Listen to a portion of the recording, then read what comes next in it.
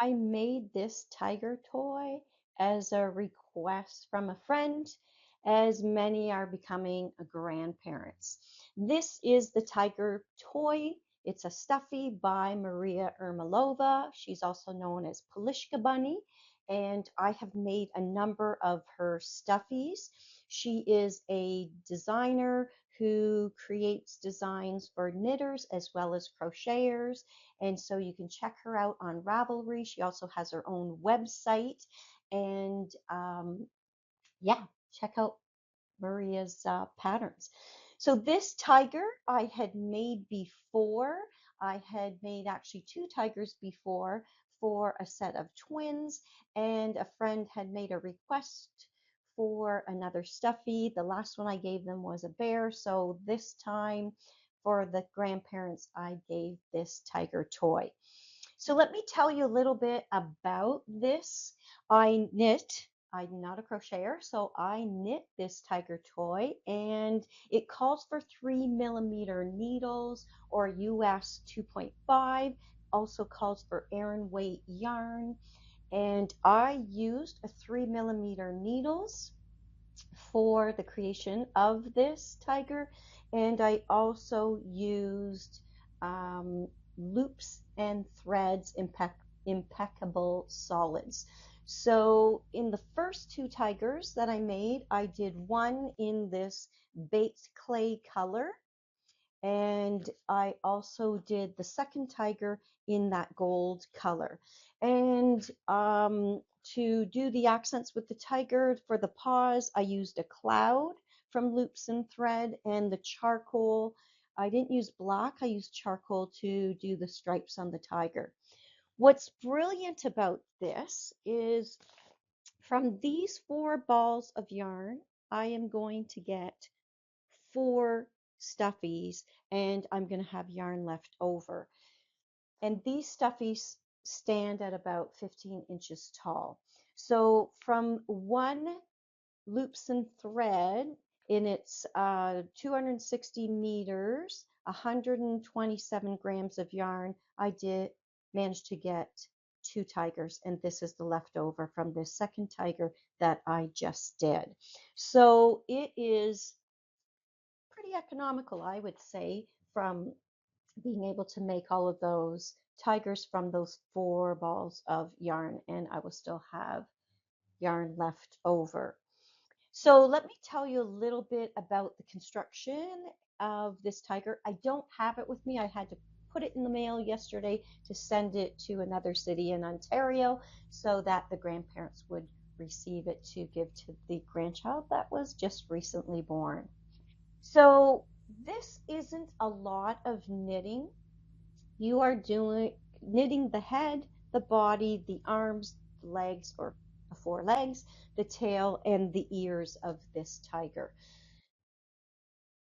The head and the body are knit flat back and forth because you have that section of the cloud color for the muzzle of the face and for the tummy area.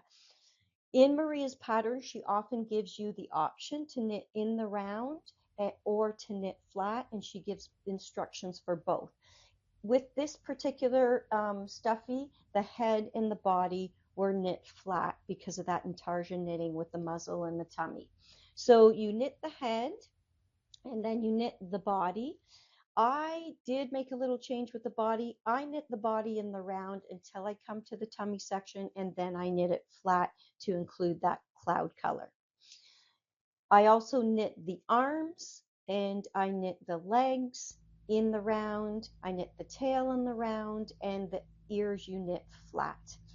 Once you knit all these pieces, and the pieces are really quite small, they're not very big, so it's not a lot of knitting or I guess crocheting for those who do crochet. And then it comes to where you're going to assemble this stuffy. And this is where I think I appreciate Maria's design and her patterns, because she has videos that walk you through every single step. So you've got all the charts that show you how to knit that in the flat or in the round. Then when you have the pieces, the next section of her pattern is called the assembly. And so the first thing you do is she shows you how to mattress stitch the head together, how to stuff it, and how to form that muzzle and to form the shape of the head of the tiger. She also shows you how to use the safety eyes. In my case, that's another change that I made. I didn't use safety eyes. I crochet a chain of 5 stitches. I put it into the round, and I just use like a DK superwash, really smooth black yarn to do that. And then I sew the eyes into the same section where she would put the safety eyes. She also shows you how to do that nose and hook it into the muzzle. She walks step by step, and what I do is I just run that video, I watch what she does, I pause it, and then I go and do that. She has pictures to show you exactly where to place the eyebrows and where to sew the ears on. You can look right at those photos. She has measurements there. She also tells you, when to stuff the head, how far to stuff it, when to mattress seam, and she tells you the weight of what that head should weigh when you're finished stuffing it. So I find that really helpful as well. Then once you're finished putting all the detailing on the head, you stuff the body and you join the head and the body together. And again, she gives you the video and you can watch her do the stitching of bringing those two pieces together. She guides you on how much the weight of the body should be. And so you get the head and the body together, and then it's time to do the legs and the arms. If you look closely at the legs and the arms, you'll notice in their paw that there's some claw sections there, and she shows you how to do those claws. And again, I use DK weight yarn. She uses some embroidery thread held double and stitches it for the claws. I just used the DK weight yarn. I don't have embroidery thread, so I just used the DK weight, and it works perfectly. It's a superwash, Estelle superwash, and you don't need very much, so I keep all those little bits in my stash, and I use them for these stuffies. The same with the legs. You're putting the claws on the paw for the legs as well. Maria doesn't stuff her arms and legs really solidly. You'll see that, and she makes mention of that in her instructions.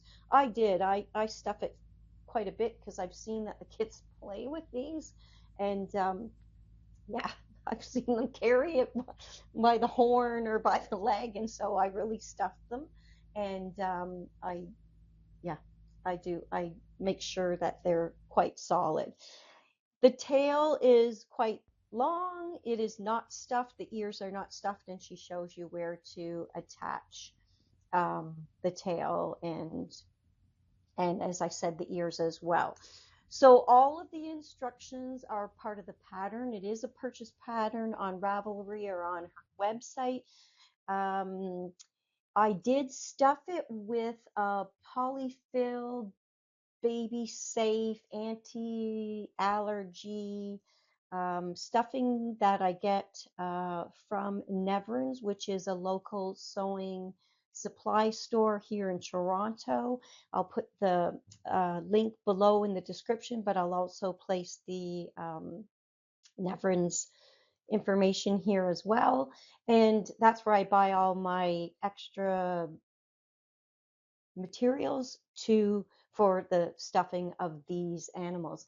Another thing that I bought at Neverns that I want to share with you, when you're making all of these animals and sewing them together, I purchased these super extra long darning needles so that I could sew from the arms and the legs in really easily, because the shorter needles don't work as well. But you'll see I have these huge darning needles. So I bought these because I've been making a number of stuffies the past few years, and I have found these extra tools quite helpful. So that is the tiger toy. Maria has many other stuffies that you might want to check out. She's got farm animals. She's got the, jungle animals. And again, she has the patterns for crochet and for knitting flat and then sewing it together, or knitting in the round. So if you're thinking about making toys for little ones, and if you're hesitant, I'm going to say check out her patterns, because I was hesitant about making them, but I certainly have built my confidence in following Maria's patterns, because they're so detailed in instruction that I have definitely raised my skill level in the creation of these animals. So check out Maria's patterns on Ravelry or on her website.